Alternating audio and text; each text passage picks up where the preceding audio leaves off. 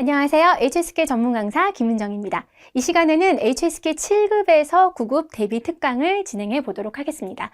2022년 5월에 처음으로 모의고사가 실행이 됐었고요. 또 11월에 정규 시험이 진행이 되었습니다. 7급에서 9급이 생긴다고 하니까 또 얼마나 어려울까라는 생각들 많이 하셨을 거예요. 그러니까 4급을 하다가 5급을 넘어가면 체감적으로 너무 어려운데 이렇게 하고 5급에서 내가 분명히 좋은 점수를 받고 잘 왔는데 6급으로 넘어가면 또 이거 왜 이렇게 어려워? 이렇게 하는데 마찬가지예요.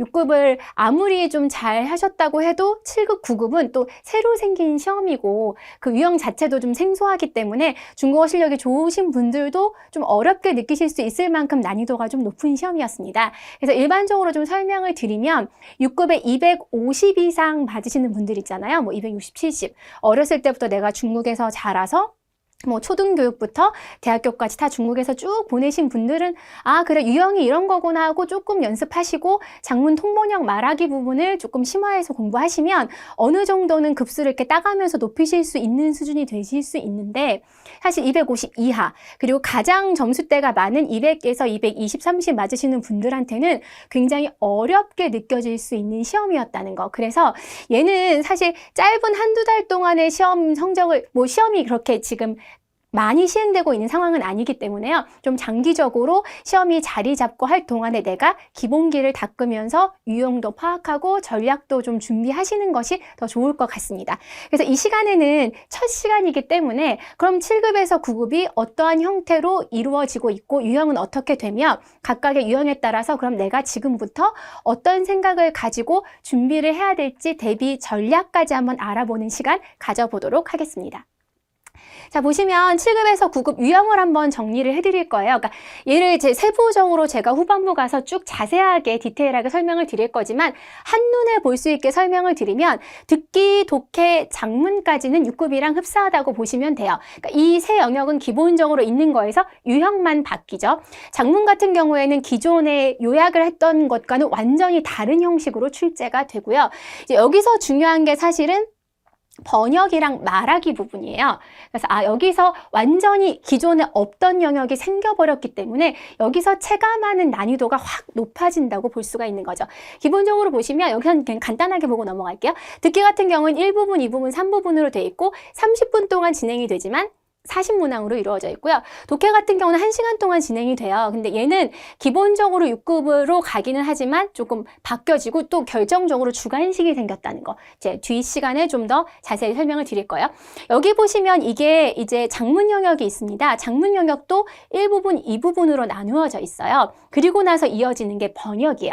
사실 여러분이 이제 사무국 공식 홈페이지에 들어가시면 통번역으로 한데 묶여져 있어요. 여기 통역 부분이랑 번역 부분이 한 영역으로 이루어져 있는데 실질적으로 시험을 보면 여기 번역까지는 오전에 시험이 종료가 됩니다. 그래서 오전 시험은 여기 번역까지 보고 그리고 점심시간 주고요. 오후 시험이 이 통역 합쳐져서 말하기 영역으로 이루어져 있기 때문에 시험 순서에 따라서 저는 이렇게 정리를 했습니다. 그러니까 사무국 공식 홈페이지에 있는 시험 유형과 똑같아요. 똑같은데 시간별로 해서 번역까지는 지필시험으로 오전에 끝나고 오후에 이제 통역이 통번역 포함되는 통역 부분부터 말하기로 이루어진다라는 거.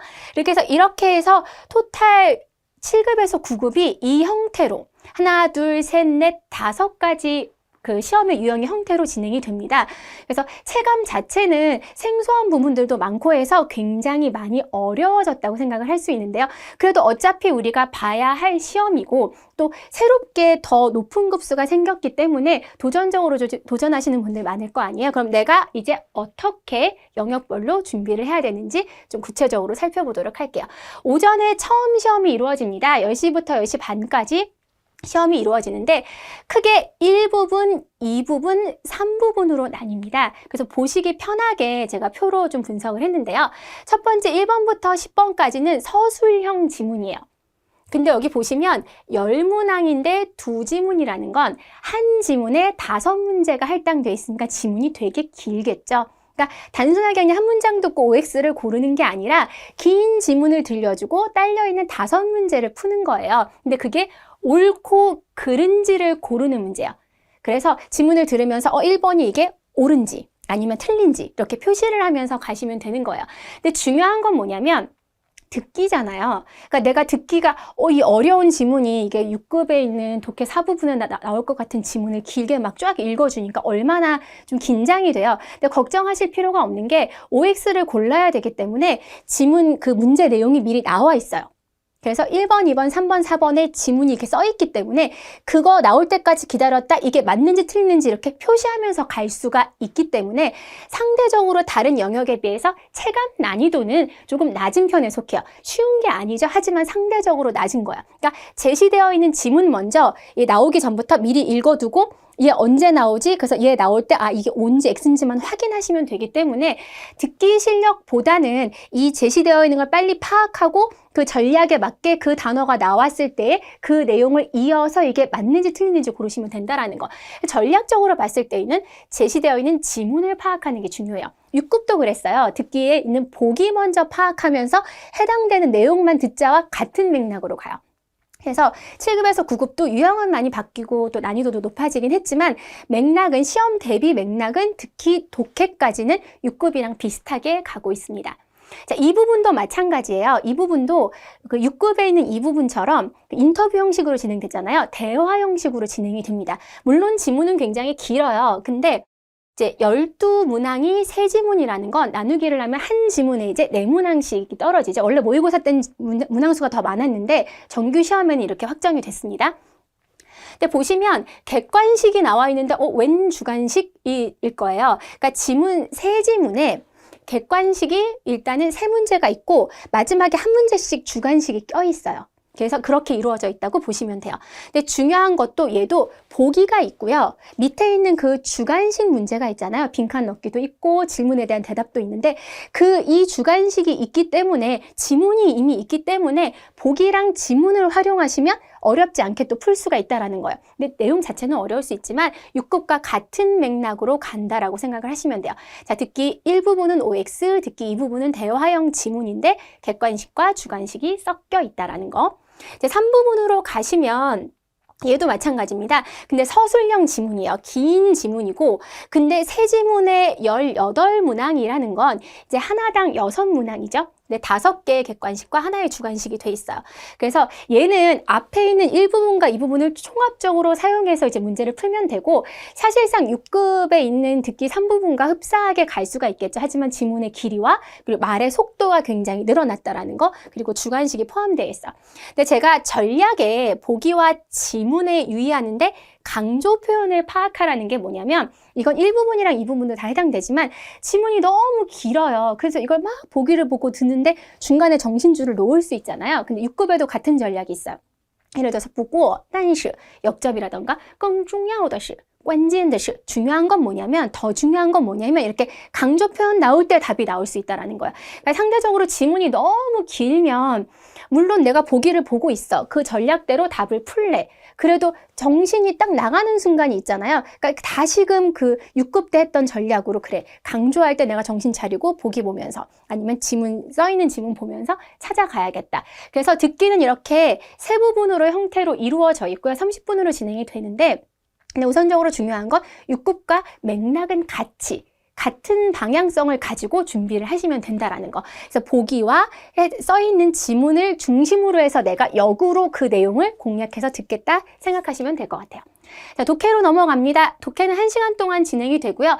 1부분, 2부분, 3부분으로 얘도 이루어져 있죠. 근데 첫 번째 보시면 그냥 긴 지문 읽고 해당되는 문제 푸는 거예요. 6급에 있는 독해 4부분과 흡사해요. 그래서 객관식으로 이루어져 있는데 특이사항이 있어요.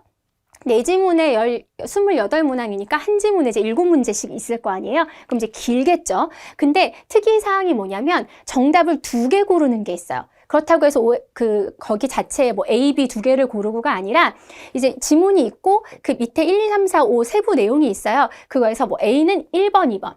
뭐 B는 2번, 3번 이렇게 복수로 정답을 골라야 되는 문제가 있다라는 거 그리고 빈칸 넣기 문제가 이제 6급이랑은 차별성으로 좀 들어갔다라는 거. 이제 얘는 근데 뭐 이미 알고 있는 유형이고 복수 정답 말고는 특이할 게 없어요. 일단 지문이 길어지고 조금 난이도가 높아졌다는 거 말고는 근데 질문과 보기에 유의해서 사실 우리가 문제랑 보기 먼저 보면서 문제 풀라고 하지 그걸 언제 다 읽고 있어요. 시간이 없는데. 그래서 문제 먼저 읽고 보기 읽고 가는 건 또 똑같습니다. 6급과. 자, 이 부분이 이제 생소한 영역이 되는 거예요. 5문항이 출제가 되는데 그 단락 약간 6급에 보면 이제 그 독해 3부분에 구나 절 넣는 것처럼 이렇게 단락이나 구성을 보는 그거의 확장 버전인 것 같아요. 그래서 보시면 단락을 순서대로 배열을 하는 거예요. 그래서 첫 번째 단락, 두 번째 단락, 세 번째 단락, 네 번째 단락, 다섯 번째 단락을. 근데 하나는 고정돼 있어요. 그러니까 첫 번째가 답이 고정이 돼 있거나 아니면 세 번째가 고정이 돼 있어서 그걸 추론해서 앞뒤의 순서대로 단락을 배열하시면 되는 거예요. 그래서 예를 들어서 두 갈식, 병렬식, 미괄식을 써놓은 게 뭐냐면 전체적으로 주제를 던지고 띠, 띠얼, 띠싼 이렇게 가면 또 찾기 쉽잖아요. 이렇게 해서 아니면 얘가 뭐 예를 들어서 뭐 제일 마지막에 주제를 얘기하고 뭐 연역을 썼는지 귀납을 썼는지 이런 식으로 문장을 구조적으로 파악을 해서 단락을 보는 거죠. 그러니까 단어 하나나 문장에 집착하는 게 아니라 이 글이 어떠한 흐름으로 설명을 하고 있는지 순서대로 맞추는 문제가 나와요. 그래서 이렇게 해서 5문항을 푸는 거고요. 이게 문제죠. 이게 왜냐하면 지문이 나오는데 지문에 대한 답을 주관식으로 해야 돼요. 1번이랑은 비슷하게 일부분이랑 비슷하게 갔는데 주관식으로 써야 되는 거죠. 그죠? 그러니까 사실 이 7급에서 9급은 내의 문장력이 내가 이걸 표현해내는 능력에 대해서 자꾸 묻고 있어요. 왜냐하면 한국 사람들이 한국도 그렇고 일본도 그렇고 사실 문제풀이 능력이나 기술적인 면들을 시험에 굉장히 강조를 많이 해서 내가 그 정도의 언어 실력을 가지지 않아도 사실 기술적인 것들로 풀면 성적이 나오게끔 그런 시스템이 굉장히 교육 시스템이 잘 돼 있는 나라기 때문에 내가 중국어를 잘 못하는데도 막 6급을 따요. 어디 중국인이랑 막 깊이 있는 토론을 못하는데도 이런 식이 있을 수 있기 때문에 7급에서 9급은 사실 대학원 정도의 수준의 중국어를 구사할 수 있고 토론이나 내 의견을 피력할 수 있는 능력이 있는 사람들을 평가하는 시험이기 때문에 주관식이 이제 등장을 하게 되는 겁니다. 근데 보면 문제도 있고 사실 이렇게 지문도 있잖아요. 그럼 그 문제에 따라서 지문 따라가서 쓰시면 되는데 제한이 있어요. 10자 이하로 답변을 하셔야 돼요. 그럼 내가 이 장황한 내용을 짧게 줄여서 써야 된다는 거예요. 그러니까 주어, 수로, 목적어 위주로 답변을 하셔야 돼요. 그러니까 이 내용을 언제 다 쓰고 있어요. 예를 들어서 누가 뭐 했다만 쓰면 되잖아요. 그렇죠? 어떠한 누가, 그러니까 눈부신 발전을 거두고 있는 이 과학 기술이 국가 발전에 있어서 큰 영향을 미친다 할 때 과학기술은 국가 발전에 영향을 미친다. 이렇게 하면 되죠. 큰 눈부신 이런 거 안 써도 되는 것처럼. 그래서 이렇게 해서 14문항이 2지문에 이루어진다는 거. 그러니까 다 보시면 알겠지만 한 편의 글에 대해서 얼마나 빠르게 정보를 파악하고 그 구조적인 것들을 내가 접근할 수 있는지에 대해서 물어보지 지엽적인 부분 막 세세하게 빈칸 넣고 막 이런 거 안 하잖아요. 틀린 문장 고르고 이런 거 없어요. 한 편의 글을 가지고 내용을 파악할 수 있는지에 대해서 묻고 있는 영역이 바로 독해 영역이 이제 그런 식으로 많이 바뀌게 되었어요. 자, 보시면 장문 볼게요. 장문 같은 경우까지 이제 진행이 되는 걸 보시면 일부분은 도표를 사용해서 진행을 하고요. 이 부분은 주제에 맞춰서 논술을 진행을 해요. 이 부분 같은 경우에는 옛날 이제 9 HSK에서 9급에서 11급 때 저희가 에세이를 썼었어야 되거든요. 그거랑 비슷한 맥락이에요. 주제를 주고 이제 글을 쓰는 거예요. 그러니까 얘 같은 경우에는 뭐 토플에도 있고 전형적으로 보이는 시험의 형태로 이제 이루어져 있고요. 일부분은 근데 워밍업이에요. 자료를 보는데 도표가 있는데 도표가까지 나와? 근데 도표가 나오니까 너무 고마운 거예요. 그냥 다 써 있어요. 이건 뭐에 대한 얘기고 그러면 이건 몇 %가 어떻게 되고 예를 들어서 뭐 중국인들이 보통 여행을 갈 때 어떤 여행지를 많이 선택하는지에 대해서 이렇게 딱 그런 표라고 써 있잖아요. 만약에 예를 들면 그러면 일반적으로 남자는 어떤 여행지를 선호하고 몇 %, 여자는 몇 % 이렇게 다 써 있단 말이에요. 도표상에. 그럼 그걸 그대로 쓰시면 돼요. 단어도 거기 다 있어요. 그래서 얘는 더 좋아하고 이런 식으로. 근데 쓸 때 200자 내외로 써야 되는 거니까 상대적으로 내용이 길단 말이에요. 그러니까 보통 6급에서 우리가 400자를 쓰는데 그것의 절반 정도 되는 내용인 거죠.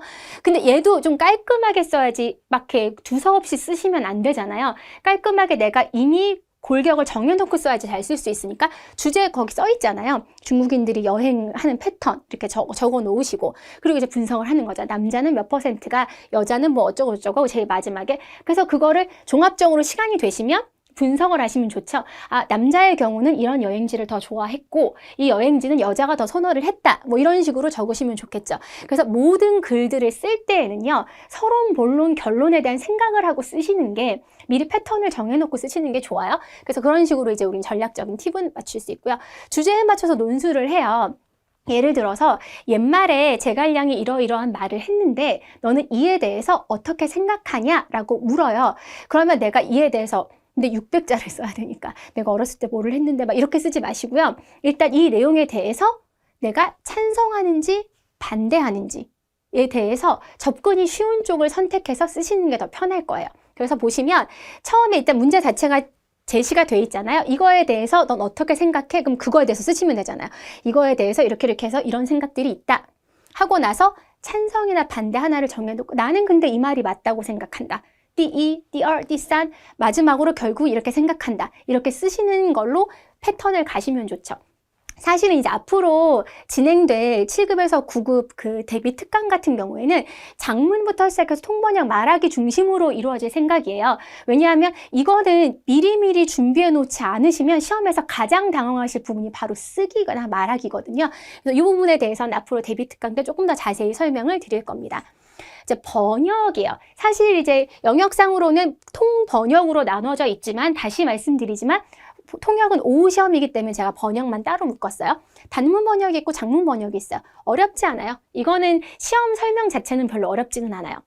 그리고 이미 한국어로 제시되어 있는 걸 중국어로 바꾸면 되는데 단문 번역은 HSK 4급이나 5급 정도의 독해 정도의 실력으로 그냥 쓰시면 되거든요. 어렵지 않아요. 그냥 생활 저변에 있는 그냥 조금 편하게 할 수 있는 그런 뭐 여행에 관한 얘기, 우리 가정적인 얘기들 뭐 이렇게 편하게 있는 단문 번역을 할 거고요. 그 군더더기 없이 근데 깔끔하게 써야 돼요. 그냥 주저리 쓰지 마시고 거기에 있는 표현을 정확하게 구조적으로 사용해서 써야 되겠고요. 시사 번역이라고 제가 적어는 놨어요. 왜냐하면 단문은 일상적인 얘기인데 장문 같은 경우는 조금 더 그 사회적인 전반에 대한 얘기가 나올 수 있기 때문에 난이도는 높겠죠. 30분 동안 이제 번역을 하셔야 되는데 번역은 제가 이제 앞에 이어지는 그런 앞으로의 번역 특강 때 말씀을 드리겠지만 1대1로 대칭시키는 게 아니라 전반적인 주요 메시지 위주로 번역을 하시면 좋을 것 같습니다. 이제 문제의 말하기예요. 말하기가 일단 힘겹게 듣기랑 독해를 몇 시간을 오전 내내 막 2-3시간에 걸쳐서 이걸 했는데 또 쉬고 한두 시간 쉬고 나서 이제 말하기를 시작을 하는데 말하기가 얼마나 어려워요. 그냥 쉽게 대화하는 내용이 아니라 정말 이제 난이도 높은 제대로 된 말하기를 해야 하는데 말하기 영역이 사실은 7급에서 9급의 관건이고 여기서 성적이 왔다 갔다 하는 가장 그 변수가 되는 영역일 거예요. 왜냐면 갭이 되게 클 거거든요. 잘하는 사람은 굉장히 잘할 건데 못하는 사람은 이걸 어떻게 시작해야 될지도 모를 정도로 힘들게 접근을 해야 되는 부분이 있기 때문에 이제 통역이 갑니다. 아까 번역이랑 이어져서. 근데 얘 같은 경우는 통역을 말로 해야 되잖아요. 한국어로 글은 써 있는데 그러면 준비 시간 동안에 밑에 약간 메모를 할 수가 있어요. 그러니까 이거에 대해서 통역을 내가 앞으로 말을 해야 되는데 그러면 말할 때 기억이 안 날 수 있잖아요. 그러니까 대충 이런 얘기를 하자라고 좀 써놓을 수 있다라는 거. 근데 아무래도 시사적인 내용이 나올 수 있어서 내가 용어상에서 딱 부딪힐 수 있어요.